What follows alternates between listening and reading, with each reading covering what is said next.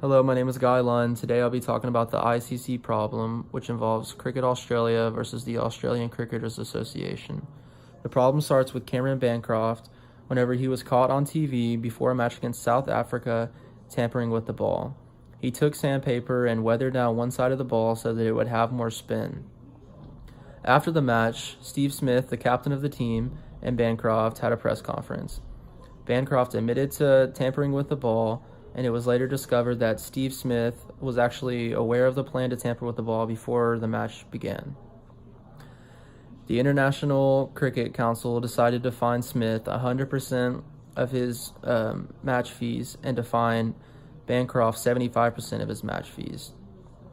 Upon even further investigation by Cricket Australia, it was discovered that David Warner, the vice captain of the team, had actually shown Bancroft how to tamper with the ball and how to get away with it. Cricket Australia decided to ban all three players from international and domestic cricket for 12 months. The Australian Cricketers Association challenged the fairness and severity of the proposed sanctions on the basis that the sanctions were disproportionate and unprecedented. The sanctions imposed by Cricket Australia were far greater than those imposed by the ICC. Even in earlier cases where players were found guilty for similar offenses, they didn't face as long of a ban as these players. Both Cricket Australia and the Australian Cricketers Association want to have a constructive working relationship. They both want the game to be played fair and competitively.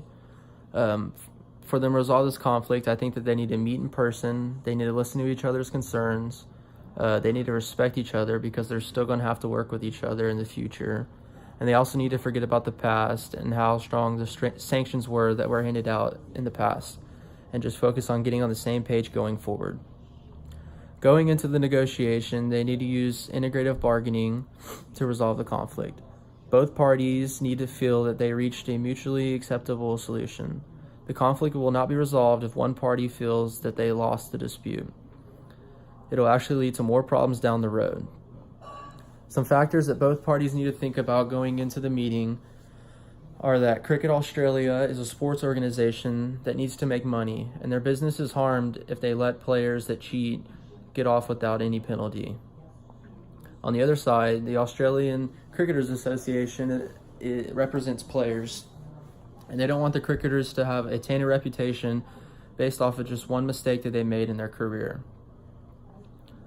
I think that if they're able to get together and respect each other and just listen to each other's concerns, that they will be able to decide on a fair punishment for similar offenses in the future. And once they decide, it needs to be written in stone until they meet again in a few years.